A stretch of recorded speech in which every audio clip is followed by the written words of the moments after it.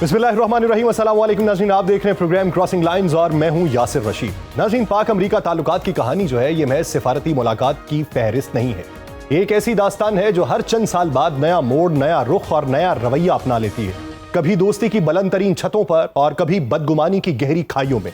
ये रिश्ता बार बार आजमाइशों से गुजरा, बार बार बदला और बार बार उलझा। 1950 का अशरा था, सर्द जंग का दौर था। पाकिस्तान अमेरिका का करीबी साथी बना। सेटो और सेंटो सब मुआहिदे हमारे दस्तखत से चमके। मगर जब हमें जरूरत पड़ी, 65 की जंग हो या 71 की टूटती रियासत हो, अमेरिका ने अपनी नजरें फेर ली।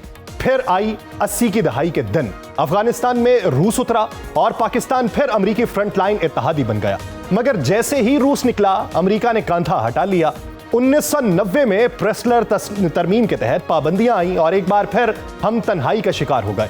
9/11 हुआ, पाकिस्तान फिर साथ खड़ा हुआ, जंग लड़ी, कुर्बानियां दी, सब कुछ दांव पर लगा दिया। लेकिन बदले में क्या मिला? शक, इल्जाम और बेरुखी। फिर आए डोनाल्ड ट्रंप। 2018 में खुलेआम कहा कि पाकिस्तान ने हमें झूठ और धोखे के सिवा कुछ नहीं दिया। इमदाद बंद हो गई, ताल्लुकात सर्द मोहरी का शिकार हो गए। मगर अगले ही साल जुलाई 2019 में वही डोनाल्ड ट्रंप वज़ीर आज़म खान को व्हाइट हाउस में खुशामदीद कहते हैं, तारीफों के पुल बांधे जाते हैं, यहां तक कि कश्मीर पर सालसी की पेशकश भी कर दी जाती है। नाज़रीन, इसके बाद ऐसा लगा जैसे अमेरिका की याददाश्त भी मौसमी हो गई हो। फिर 2021 में आते हैं जो बाइडन और पाकिस्तान को यकसर नजरअंदाज कर दिया जाता है। फोन कॉल तक नहीं आती। अफगानिस्तान से इनखला होता है और फिर उंगलियां उसी पर उठती हैं जिसने 20 साल तक साथ दिया था। मगर 2023 के बाद एक नया माहौल बनने लगा। वॉशिंगटन के लहजे नर्म हुए, अमेरिकी हुकाम ताउन पर आमादा नजर आए, IMF डील में असर रसूख इस्तेमाल हुआ और सलामती के मामलात में रवाबित बहाल होते दिखाई दिए। ये दुनिया है जहां एक लम्हा दोस्ती का होता है तो अगला लम्हा इल्जाम का। अमेरिका जो कभी नेटो को अपना फौजी बाजू समझता था, आज उसी पर बदएतमादी जताता नजर आता है। यूरोपीय यूनियन जिसे बरसों इमदाद दी, आज उसी से खफा है कि बदले में वफादारी क्यों नहीं मिली। यही अमेरिका जिसने भारत को अपना सबसे करीबी दिफाई और मुआशी इत्तेहादी बनाया, अब उसी भारत पर तंज के नश्तर चलाता दिखाई देता है। क्यों? क्योंकि भारत पाकिस्तान से सियासी, अस्करी और सिफारती महाज पर मुसलसल खिफत उठा रहा है। और ऐसे में यकायक जो कुछ हुआ, ऐसा हुआ कि दुनिया हैरान रह गई। पाकिस्तान जिसे कल तक सिर्फ अफगानिस्तान के तनाजुर में देखा जाता था, अचानक दुनिया के मरकजी मंजरनामे पर उभरता है। डोनाल्ड ट्रंप जो 2018 में पाकिस्तान पर झूठ और धोखाधड़ी का इल्जाम लगाते थे, वही अब पाकिस्तान की क़यादत को अजीम कहने लगते हैं। बात सिर्फ यहीं पे नहीं रुकती, बल्कि ईरान इसराइल जंग के तनाजुर में पाकिस्तान की खामोश सिफारतकारी को आलमी सतह पर सराहा जाने लगा। अक़वाम मुत्तहिदा की बंद राहदारियों में फील्ड मार्शल की बसीरत का तज़किरा होता है और अमेरिका में उनके एजाज में ज़ोहराने का एहतमाम किया जाता है। और यूं महसूस होने लगता है जैसे सिफारती नक्शे पे एक नया दायरा उभर आया हो जिसके मरकज के अंदर पाकिस्तान खड़ा हो। चीनी हुकाम ने वाज़े पैगाम दिया कि हम सिर्फ दोस्त नहीं, आहनी भाई हैं और ये भाईचारा वक्ती नहीं, तारीखी है। वज़ीर ख़ारजा इसहाक डार जो इस वक्त अमेरिका में मौजूद हैं, वही पैगाम दोहरा रहे हैं जो पाकिस्तान कई दहाइयों से देना चाहता था कि एड नहीं, ट्रेड, महज इमदाद नहीं, बराबरी की बुनियादी, एक खुददार कौम का लहजा, एक नए पाकिस्तान की गूंज। और इन तमाम बदलते हालात में एक बात वाज़े हो रही है कि यह सदी सिर्फ असलहे और मुआहिदों की नहीं, बल्कि ज़हानत, हिकमत और सिफारत की है। और जब दोनों सुपर पावर्स चीन और अमेरिका पाकिस्तानी क़यादत से रब्त में हों, जब आलमी मंजरनामा पाकिस्तान को एक अहम खिलाड़ी के तौर पर देखने लगे, तो ये महज एक लम्हाती तब्दीली नहीं, ये तारीख का नया मोड़ है। अब सवाल ये है कि क्या ये सिफारती कामयाबियां वक्ती हैं?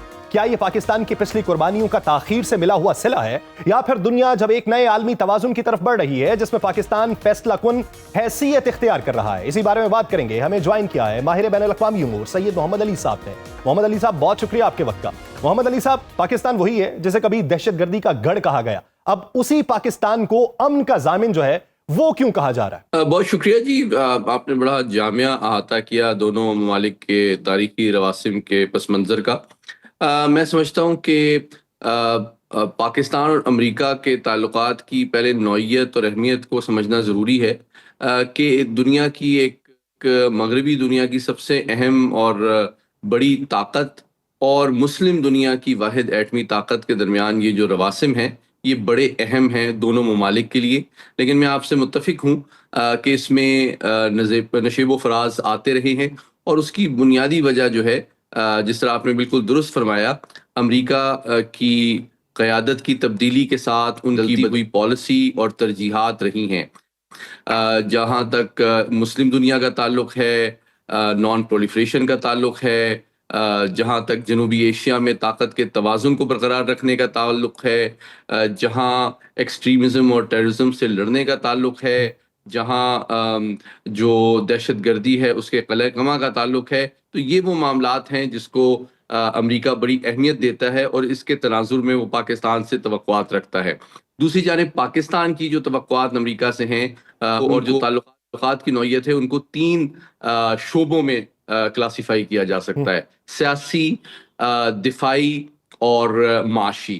تو سیاسی سطح پہ جو 2 بڑی امریکی پارٹیز ہیں، جو ڈیموکریٹس ہیں اور ریپبلکن ہیں، آپ نے تاریخی طور پہ دیکھا کہ جمہوریت، ہیومن رائٹس کو جو ڈیموکریٹس ہیں وہ خارجہ پالیسی میں جو ترقی پذیر دنیا ہے اس پہ دباؤ کے لیے استعمال کرتے ہیں، اور اب ان کی خارجہ پالیسی کا یہ حصہ ہے۔ جبکہ ریپبلکنز جو ہیں وہ زیادہ اہمیت دیتے ہیں جیو پالیٹکس کو، تصویراتی تعلقات کو۔ اس لیے آپ تاریخ میں بھی دیکھیں، چاہے وہ نکسن صاحب کا دور ہو، چاہے وہ ریگن صاحب کا دور ہو، چاہے وہ بش صاحب کا دور ہو، یا موجودہ صدر ٹرمپ کا دور ہو، تو تمام ریپبلکن جو صدور امریکہ میں آئے ہیں ان کے دور میں پاکستان اور امریکہ کے تعلقات قریبی ہوئے، خصوصاً تصویراتی اور defence cooperation, counter terrorism cooperation کے حوالے سے دونوں ملک ہمیشہ قریب آتے رہے ہیں۔ جو تیسرا پہلو ہے وہ معاشی تعلق ہے، جو کہ بہت امپورٹنٹ ہے، اور وہ اس لیے کہ 3 اعتبار سے امریکہ پاکستان کے لیے بڑی اہمیت رکھتا ہے۔ پاکستان کے لیے امریکہ سب سے بڑی ایکسپورٹ مارکیٹ ہے، جو کہ روزانہ جس میں اضافہ ہو رہا ہے، اس لیے پاکستان جو ہے اپنا سب سے زیادہ جو سرمایہ حاصل کرتا ہے اپنی برآمدات سے، وہ امریکی کی منڈی سے حاصل کرتا ہے۔ دوسرا پہلو یہ ہے کہ وقتاً فوقتاً جب ہمیں عالمی مالیاتی اداروں سے رجوع کرنا پڑتا ہے، جس میں IMF اور ورلڈ بینک شامل ہیں، تو اس میں بھی امریکہ کا جو اثر و رسوخ ہے وہ پاکستان کو ٹائملی ریلیف پرووائڈ کرنے میں بڑی اہمیت رکھتا ہے۔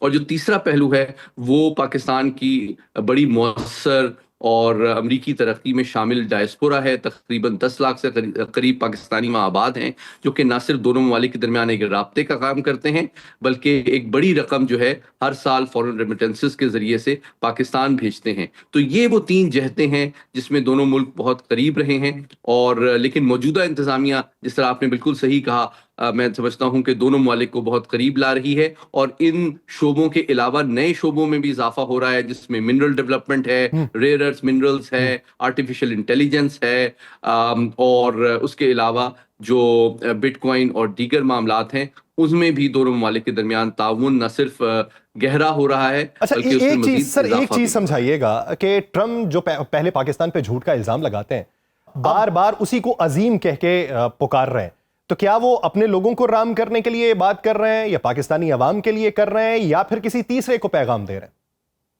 بہت اہم سوال کیا آپ نے۔ میں سمجھتا ہوں جب کوئی بھی امریکی سیاستدان پاکستان کے حوالے سے الزامات لگاتا ہے، تو اس کے 3 مقاصد ہوتے ہیں۔ بنیادی جو ان کی آڈینس ہوتی ہے وہ داخلی سیاست ہوتی ہے، اور وہ ان لابیز اور مکاتب فکر کی ہمدردی جاننا چاہتے ہیں، جو کہ مسلمانوں کے حوالے سے بالعموم اور دنیا کی واحد مسلم ایٹمی طاقت کے حوالے سے خصوصاً کچھ تحفظات رکھتے ہیں۔ اور پھر جو وہاں کی جوئش لابی ہے وہ امپورٹنٹ رول پلے کرتی ہے امریکی سیاست میں، تو ان کو بھی اپیز کرنا، اور ساتھ ہی ساتھ وقت گزرنے کے ساتھ بھارتی جو لابی اور ڈائسپورا ہے اس کے اثر رسوخ اور جو ان کے مالی اثر رسوخ ہے اس میں بھی اضافہ ہوا ہے۔ تو کیمپینز کے دوران اس طرح کی آوازیں اور الزامات آپ کو سننے میں ملتے ہیں، لیکن بہرحال جب بھی یہ سیاستدان وائٹ ہاؤس میں الیکٹ ہو کے آتے ہیں تو ان کو حقیقت کا جب ادراک ہوتا ہے تو ان کو پاکستان کی اہمیت کا بھی اندازہ ہوتا ہے کہ مسلم دنیا میں ایک لیڈر کے طور پہ، جنوبی ایشیا میں ایک بیلنس آف پاور کے طور پہ، مسلم دنیا کی واحد ایٹمی طاقت کے طور پہ، کاؤنٹر ٹیررزم کے حوالے سے دنیا کی بہترین فوج رکھنے والے، اور ایک بہت ڈائنامک اور ٹیلنٹڈ پاپولیشن رکھنے کے حوالے سے جب ان کو امریکی مفادات کا اندازہ ہوتا ہے تو صحیح. وہ پاکستان کے ساتھ مثبت تعلقات ڈیولپ کرتے ہیں اور زیادہ ذمہ دارانہ اعتبار سے بیانات بھی دیتے ہیں اور تعلقات کو مزید فروغ اچھا بھی دیا ایک جاتا چیز ہے. اور سمجھائیے گا، یہ ایران اسرائیل کی جنگ ہوئی اور اس جنگ کے اندر امریکہ اکرڑ ہے کہ ہم نے یہ جنگ رکوائی ہے، لیکن پاکستان نے بھی ان دنوں میں یہ کہا، ہمارے جو وزراء ہیں ان کے بیانات آتے رہے کہ یہ جنگ رکوانے میں ہم نے بھی کردار ادا کیا، ہم نے بھی ثالثی کی، لیکن بین الاقوامی میڈیا کے اوپر اس کی تشہیر نہ ہوئی، اس بیانیے کو اٹھایا نہیں گیا. اب جا کے امریکہ یہ ماننے پہ تیار ہو گیا کہ پاکستان کا کردار اس کے اندر تھا، تو بین الاقوامی سطح پہ ہمیں پہلے پذیرائی کیوں نہ ملی؟ دیکھیں اس کی دو بنیادی وجوہات ہیں. پہلی بات یہ ہے کہ یہ حقیقت ہے اور تقریباً پچھلے 46 سال سے جب سے ایران میں اسلامی انقلاب آیا تھا، پاکستان نے امریکہ اور ایران کے درمیان ایک رابطے کار کا، ایک مخلص دوست کا جو دونوں کے درمیان کشیدگی کم کرنا چاہتا ہے، تواتر سے یہ رول پلے کیا ہے. اور اس کا سب سے بڑا ثبوت یہ ہے کہ جب امریکی سفارت خانے پہ حملہ کیا گیا تہران کے اندر اور اس کے بعد دونوں ممالک کے تعلقات منقطع ہو گئے، تو پاکستان کا سفارت خانہ جو واشنگٹن میں ہے وہ دونوں ممالک کے اعتماد کا مظہر تھا کہ جو لوگ بھی امریکہ سے ایران یا ایران سے امریکہ ٹریول کرنا چاہتے تھے تو وہ پاکستانی سفارت خانے سے ویزا لیا کرتے تھے، جو اس بات کا ثبوت ہے کہ دونوں ممالک کی عوام جو ہے وہ پاکستان کے ساتھ تعلقات کو بڑی اہمیت دیتے ہیں.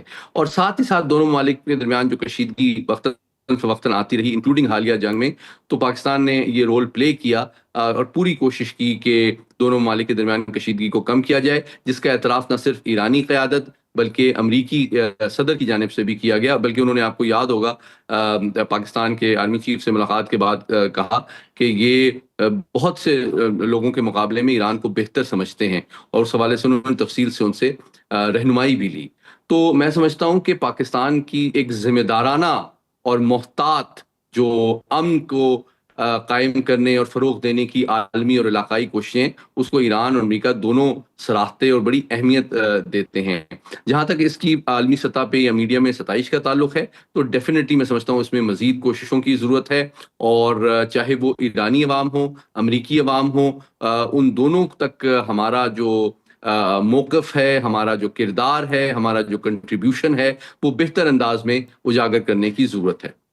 اچھا محمد علی صاحب، ایک سوال میرا اہم اس ضمن کے اندر ہے کہ اگر آپ دیکھیں تو چائنا کے ساتھ ہم آئرن بردر کے طور پہ ہیں، امریکہ کے ساتھ ہم ٹریڈ پارٹنر کے طور پہ آگے بڑھنا چاہ رہے ہیں، تو دو صف بندیاں ہیں، دو بلاکس ہیں اس وقت دنیا میں، تو کیا ہم سمجھ سکتے ہیں کہ ہم دونوں بلاکس کا دماغ بن چکے ہیں؟ بہت اہم سوال کیا. میں سمجھتا ہوں پاکستان مسلم دنیا کا اہم ترین ملک ہے جس نے ہمیشہ سے اپنے قیام کے بعد سے عالمی طاقتوں کے درمیان امن کو اور بہتر اعتماد سازی کے اقدامات کو فروغ دینے میں ایک بڑا کلیدی اور صف اول کا کردار ادا کیا ہے. آپ کو یاد ہوگا کہ جب چین اور امریکہ کے درمیان بھی کافی مخاصمت تھی، تو امریکی جو ہنری کسنجر صاحب تھے وہ پاکستان کی مدد سے پہلی دفعہ چین گئے تھے اور دونوں ممالک جو ہے وہ ایک دوسرے کے قریب آئے تھے، اور اس وقت سر جنگ اپنے عروج پہ تھی. بالکل اسی طرح آپ نے دیکھا کہ پھر جب 9/11 ہوا تو پاکستان نے عالمی دہشت گردی کے خطرے کے خلاف امریکہ کے صف اول کے اتحادی کا رول پلے کیا، اور اس میں ہم نے بہت قربانیاں بھی دی ہیں. اور ساتھ ہی ساتھ ہماری افواج دنیا کی وہ واحد افواج ہیں جس نے فیصلہ کن دیرپا کامیابیاں دہشت گردی کے خلاف حاصل کی ہیں، جس کا اعتراف امریکی سیاسی اور فوجی قیادت دونوں بھرپور انداز میں مجھے ایک شارٹ مجھے شارٹ آنسر چاہیے، میرے پاس وقت کم ہے، بریک پہ جانا ہے. محمد علی صاحب، یوکرین اور روس جنگ کے اندر آپ پاکستان کے ثالثی کے کردار کو دیکھتے ہیں؟ مستقبل میں ایسا کوئی عمل ہو سکتا ہے؟ دیکھیے، پاکستان نے اس وقت دنیا میں جتنے بھی عالمی تنازعات ہیں اس میں نہ صرف انفرادی سطح پہ بلکہ اقوام متحدہ کے موجودہ سیکیورٹی کونسل کے نان پرماننٹ ممبر کی حیثیت سے بھی بھرپور اور صف اول کا کردار ادا کیا ہے کہ امن کی کوششوں کو فروغ دیا جائے. اور یہ صرف میں سمجھتا ہوں یوکرین کی جنگ کی بات نہیں ہے، مسئلہ فلسطین کی بات نہیں ہے، مسئلہ کشمیر کی بات نہیں ہے، دارفر کا معاملہ نہیں ہے، بلکہ حالیہ اسرائیل ایران جنگ ہے، امریکہ ایران کشیدگی، ان تمام تنازعات میں پاکستان کا بھرپور رول رہا ہے کہ امن کو فروغ دیا جائے اور تمام تنازعات کو سفارتکاری کے ذریعے سے حل کیا جائے، تاکہ عالمی اداروں پہ، عالمی جو برادری ہے اور عالمی قوانین پہ پوری دنیا کا جو اعتماد ہے وہ مزید بحال ہو سکے. بہت شکریہ سعید محمد علی صاحب اس حوالے دینے کے لیے. ناظرین ایک بریک لیتے ہیں، بریک کے بعد واپس آئیں گے. پاکستانی سیاست کے اوپر بات کی جائے گی اور اس کے محرکات اور اثرات مستقبل میں کیا پڑیں گے، اس پہ بات ہوگی. کہیں نہیں جائے گا شہید. بریک کے بعد خوش آمدید. ناظرین، کیا پاکستان تحریک انصاف کے بانی کے بیٹے جو تھے وہ پاکستان آنے والے تھے؟ کیا وہ کسی سیاسی حکمت عملی کا حصہ تھے؟ اور اگر ایسا تھا تو پھر اچانک واپسی کی یہ کہانی کیا ہے؟ جمائمہ گولڈ سمتھ نے قاسم اور سلیمان کو کیا واقعی امریکہ سے لندن واپس بلایا اور کیا پاکستان آنے سے روک دیا ہے؟ کیا واقعی خطرہ ممکنہ گرفتاری ہے یا پھر بانی پاکستان تحریک انصاف کی اپنی بہنوں سے انہیں کوئی خطرہ تھا؟ یہ وہ بیانیہ ہے جو اس وقت زیر گردش ہے. اور رپورٹس کے مطابق امریکہ میں پاکستان تحریک انصاف کی قیادت کو بانی کے بیٹوں کے ساتھ وہاں پہ برتی گئی سرد مہری پر مایوسی ہوئی. نہ امریکی انتظامیہ نے اہمیت دی، نہ ہی وہ لابیز جو ماضی میں خان صاحب کی ہم نوا رہی ہیں ان کی طرف سے کوئی امپورٹنس دی گئی. یہ سب کچھ ایک ایسے وقت پہ ہوا ہے جب پاکستان تحریک انصاف کی قیادت سمجھ رہی تھی کہ قاسم اور سلیمان کی پاکستان آمد ایک بڑا سیاسی سگنل بن سکتی ہے، ایک نئی تحریک کے آغاز کی علامت بن سکتی ہے، خاص طور پہ 5 اگست کی ڈیڈ لائن سے پہلے. مگر اب نہ تحریک کا آغاز دکھائی دے رہا ہے، نہ ان کے بیٹوں کی واپسی دکھائی دے رہی ہے. اور پارٹی چیئرمین بیرسٹر گوہر اور دیگر قیادت کے حالیہ بیانات سے یہ صاف ظاہر ہوتا ہے کہ سب کچھ توقعات کے برعکس چل رہا ہے. خوف اور دباؤ کا سایہ گہرا ہو رہا ہے، یہاں تک کہ منتخب اراکین کی ممکنہ گرفتاریوں کا خدشہ بھی زبان پر آ چکا ہے. تو سوال یہ ہے کہ کیا خان صاحب کے بیٹے واقعی کسی داخلی خاندانی خطرے سے دوچار تھے یا یہ سب کچھ کسی نئے متنازع بیانیے کا حصہ ہیں جس کے تحت پارٹی کو کمزور اور اندرونی طور پہ خلفشار کا شکار دکھانا مقصود ہو چکا ہے؟ اس پورے معاملے میں پاکستان تحریک انصاف کے مرکزی رہنماؤں کی آراء کیا ہیں؟ ان تمام پہلوؤں پر بات کریں گے. اسی بیچ میں ہمیں جوائن کیا بانی پاکستان تحریک انصاف کے وکیل فیصل چودھری صاحب نے. فیصل چودھری صاحب بہت مشکور ہیں آپ کے وقت کے. فیصل چودھری صاحب، کیا اس میں حقیقت تھی کہ خان صاحب کے جو بیٹے قاسم اور سلیمان ہیں وہ واقعی طور پہ پاکستان آ رہے تھے اور اب ان کی آمد کو بوجہ مجبوری روک دیا گیا؟ دیکھیں، ان کی طرف سے آنے کا اعلان جو ہے حتمی تاریخ وغیرہ تو کبھی بھی نہیں دی گئی تھی. یہ جو بیانیہ ہے یہ تو اسپیکولیشن ہے، ظاہر ہے یہ تو سارا مفروضے پہ مبنی ہے. وہ امریکہ گئے ہیں، وہاں پہ جو انہوں نے اپنے تئیں کوشش کی ہے، بالکل ایسے ہی کوششیں ہوتی ہیں ویسٹ میں، اور میرے خیال میں وہ دوبارہ بھی کوشش کرتے رہیں گے. ان کے آنے سے اگر وہ آتے ہیں تو تحریک میں جان تو پڑ سکتی ہے، کیونکہ موجودہ لیڈرشپ کے پیچھے تو کارکنان جو ہیں وہ نہیں نکلیں گے. تو یا بہنیں آگے لگیں یا بچے آگے لگیں، ان کے علاوہ تو کوئی اور آپشن نہیں ہے تحریک انصاف کے پاس. تو اگر وہ آتے ہیں تو اس سے ذرا صورتحال ڈفرینٹ ہو جاتی ہے، ڈیفینیٹلی ہوتی ہے. بہت ساری جو ہے ایک آپ کہیں کہ سیاسی سین میں حرارت پیدا ہو سکتی ہے. لیکن ان کے آنے کا جو اعلان ہے وہ حلیمہ بی بی نے کیا تھا. ان کی طرف سے تو کبھی اعلان نہیں ہوا، نہ کبھی تاریخ دی گئی. امریکہ وہ گئے ہیں، ابھی وہ آتے ہیں تو دیکھتے ہیں کہ کیا وہ اگر اپنے والد سے ملاقات کے لیے آتے ہیں تو میرے خیال میں ان کو ویلکم کرنا چاہیے. ظاہر وہ آئیں اپنے فادر سے ملیں تو ایک اچھا جو ہے وہ جیسر ہوگا. یہ لیکن چودھری صاحب، اس وقت جو ایک بیانیہ اپنایا جا رہا ہے کہ ان کے اپنے ہی خاندان سے ان کو خطرہ ہے، یہ کس حد تک درست ہے یا اس کا ریبٹل کیا دیں گے؟ یہ تو میرے خیال ہے سے ربش بات ہے. یہ تو کوئی ایسی بات نہیں ہے جس پہ تبصرہ بھی کرنا ہو. علیمہ بی بی جو ہیں یا وہ ان کی پھوپھیاں ہیں، وہ کیوں ایسا چاہیں گی؟ یہ تو الزامات کی حد تک بات ہے. باقی پاکستان میں آنے کی سیاسی قیمت تو پے کرنی پڑتی ہے. وہ تو جو بھی آئیں گے اگر تحریک میں حصہ لیں گے یا احتجاج کریں گے تو اس کی قیمت تو پھر دینی پڑے گی. اس سے کم پہ وہ آئیں اگر ملیں تو میرے خیال میں کوئی ایسی بات نہیں ہوگی. تو آپ سمجھتے ہیں کہ وہ قیمت تو انہیں ادا کرنا پڑے گی؟ یہاں پہ جو مقامی قیادت تھی کیا اس نے وہ قیمت ادا کر دی؟ نہیں، یہ تو قیمت ادا کرنے کی طرف جاتے نہیں. یہ تو صرف لیڈری کرتے ہیں اور عہدے لے کے بیٹھے ہوئے ہیں. یہ تو بالکل نہ عمران خان کی رہائی کے لیے سنجیدہ ہیں، نہ کوئی قانونی کارروائی کے لیے سنجیدہ ہیں، نہ سیاسی کارروائی کو. ان کے پاس کوئی عمل ہے بھی نہیں. اور یہ جو بات کر رہے ہیں اس کی جو یہ آپ ان کی کارکردگی آپ کے سامنے ہے، یہ تو 0/0. نہیں چودھری صاحب، مجھے معلوم ہے کہ ایک بار کہہ دیا گیا کہ آپ کو تمام کیسز سے الگ کر دیا گیا، پھر آپ کی خان صاحب سے ملاقات ہوئی، پھر اس کے بعد آپ نے اعلان کیا ایک بڑی شخصیت پاکستان تحریک انصاف میں شامل ہو رہی ہے. ہمیں بادی النظر میں یہ اشارہ ملا کہ شاید فواد چودھری صاحب جو ہیں وہ پارٹی کے اندر شامل ہوں گے، اور اس وقت میں ایک ایسی ہوا بنی تھی کہ شاید کچھ لوگوں کی واپسی ممکن ہو سکے.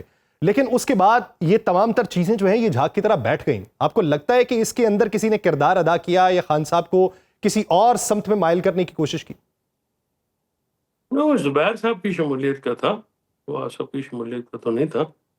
اور اب مرزا افریدی صاحب کے ٹکٹ کے بعد تو خیر حالات بدل گئے، اس میں زبیر صاحب کی شمولیت کو بھی رکوایا گیا.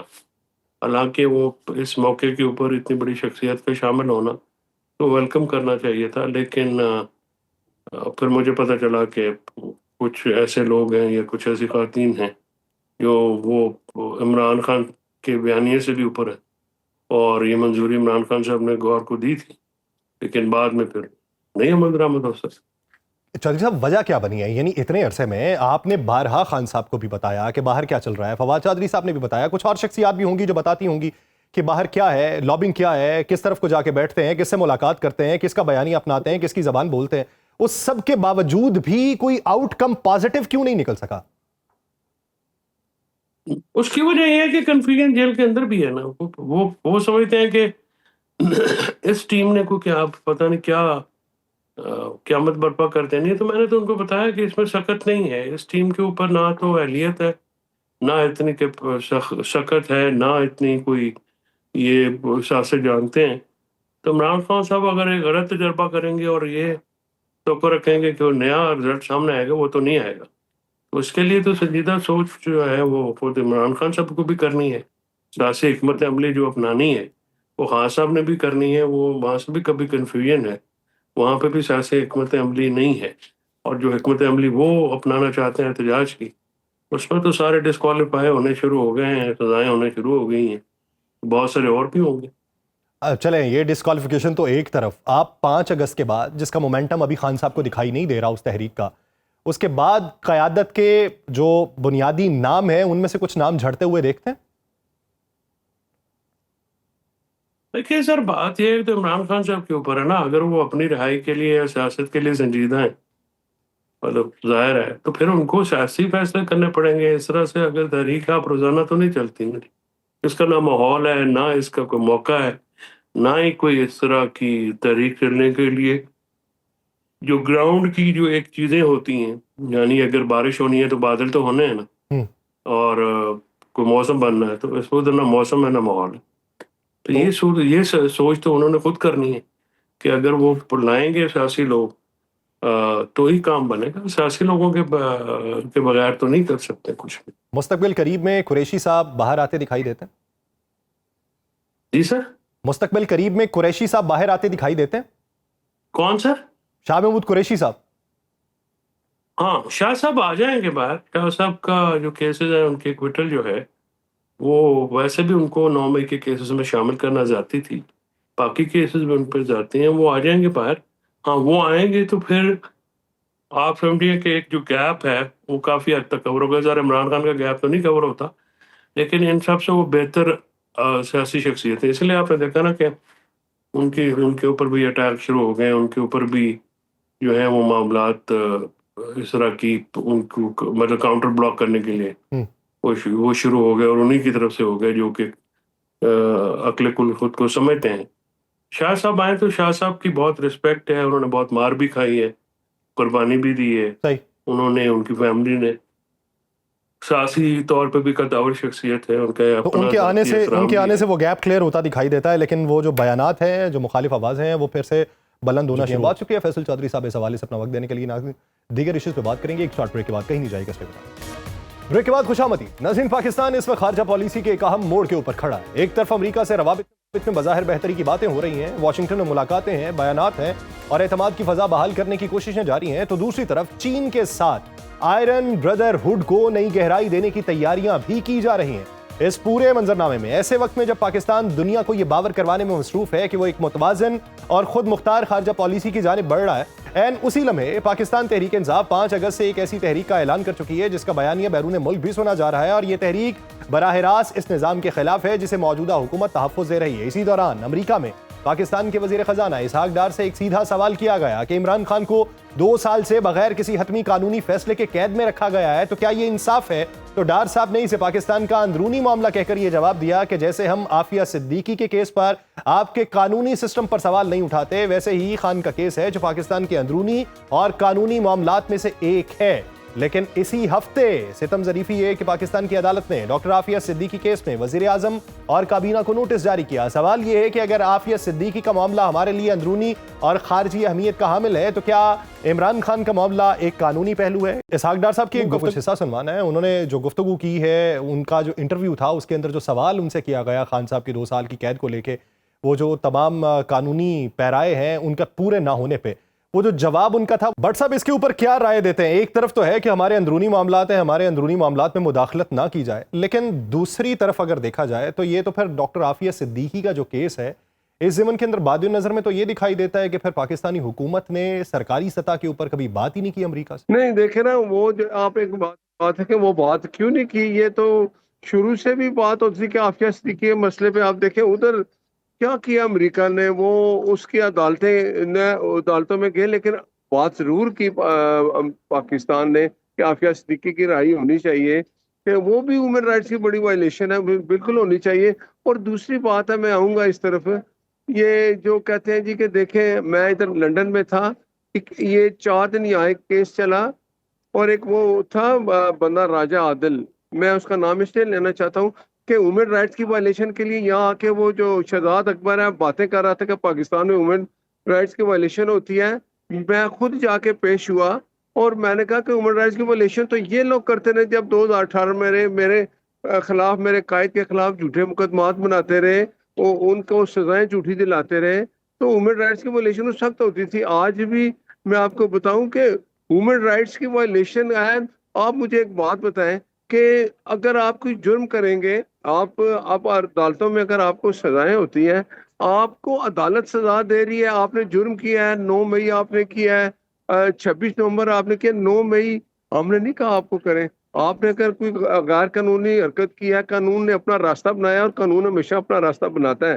جب آپ اس طرح کی حرکت کرتے ہیں 26 نومبر کی یا 9 مئی کی، کسی نے آپ کو نہیں کہا کہ جا کے GHQ پہ حملہ کریں، کسی نے نہیں کہا آپ کو جا کے آپ جو کور کمانڈر اس کا گھر جلا دیں۔ بٹ صاحب آپ کی بات بالکل مستند ہے، آپ کوئی بھی اس کو جسٹیفائی نہیں کر رہا کہ یہ تو پاکستان کا قانون ہے، اس کے مطابق جو عدالتیں فیصلہ کریں گی اسی پہ منوان عمل ہوگا، لیکن کیا ہم یہ سمجھیں ایسے وقت میں کہ جب باقاعدہ طور پہ نوٹس ہوئے ہیں کابینہ کو، وزیر اعظم کو، اور ایسے وقت میں وزیر خارجہ کا یہ بیان کہ جیسے آپ کا ڈیو پروسیس ہے آپ مکمل کر رہے ہیں ویسے ہی ہم بھی مکمل کر رہے ہیں، تو پھر ڈاکٹر عافیہ صدیقی کے کیس سے سٹیپ بیک ہو چکی ہے پاکستانی گورنمنٹ؟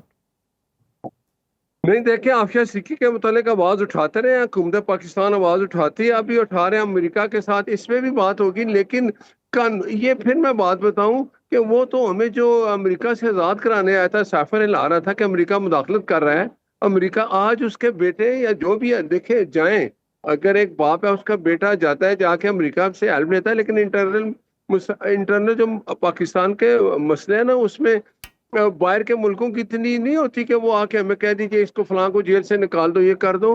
آج بھی کہتا ہوں سب سے پہلے اس کے بیٹے آ کے پاکستان میں اپنے باپ سے نہیں ملے، 2 سال سے ملے، وہ آ جائیں، ہم اس کو ویلکم کرتے ہیں، آ کے ملے، لیکن آج میں لیکن ویلکم کرنے سے پہلے سر جب یہ کہہ دیا جائے کہ ادھر آئیں گے تو گرفتار ہو جائیں گے، تو یہ ویلکمنگ سے نہیں مختلف سٹیٹمنٹ ہے۔ نہیں، بالکل ایسی بات نہیں ہوگی، میں آپ کو برملا کہہ رہا ہوں کہ وہ آئیں تو ان کو کوئی گرفتار نہیں کیا جائے گا، وہ اپنے والد سے آ کے ملے۔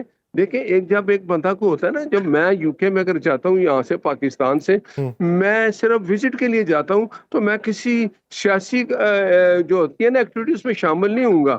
وہ آئیں اپنے والد سے ملے، 1 دن ملے، 10 دن ملے، ہر روز آ کے ملے، وہ آ ہی نہیں رہے۔ آج ان کی والدہ جو ہے جمائمہ خان، جو ایکس وائف ہے عمران خان کی، اس نے کہا میں اپنے بیٹوں کو پاکستان تو بھیجتی نہیں کیونکہ وہاں علیمہ خان ہے، وہاں بشرا ہے، وہ میرے بیٹوں کو خطرہ ہے۔ آپ نے یہ نہیں پڑھا میرا خیال ہے، تو یہ ان کے اپنے انٹرنل مسائل ہیں۔ اگر عمران خان کے بیٹے دونوں آتے ہیں تو ویلکم کرے گا پاکستان، آ کے ملے ان سے۔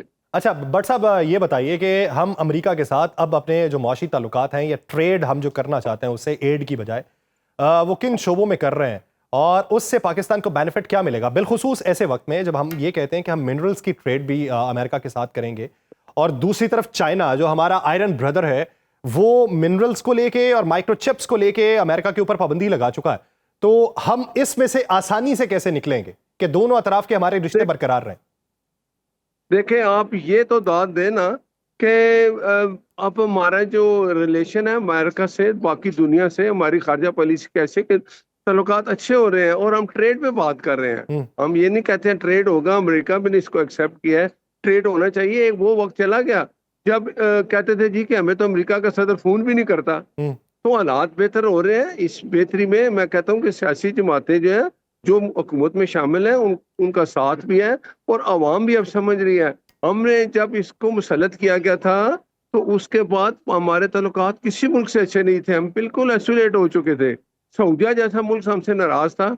तो खुदारा अब वक्त ये है कि आप भी, जो मीडिया भी है, उसको भी मैं अप्रिशिएट करूंगा कि वो अगर वो खारजा पॉलिसी हमारी बेहतर हुई है, वो भी लोगों को बताया जाए। और हमारी खारजा पॉलिसी ने बताया कि हमने दुनिया से रवाबित दोबारा कायम किए, सबके साथ रब्ता किया और जो कुछ हिंदुस्तान ने खासकर हमारे साथ करना था, अगर हमारे रवाबित अच्छे ना होते, हम ये खारजा पॉलिसी बेहतर ना होती, तो शायद फिर वही रूटीन होती जैसे वो अभिनंदन आया था और चाय पी के चला गया।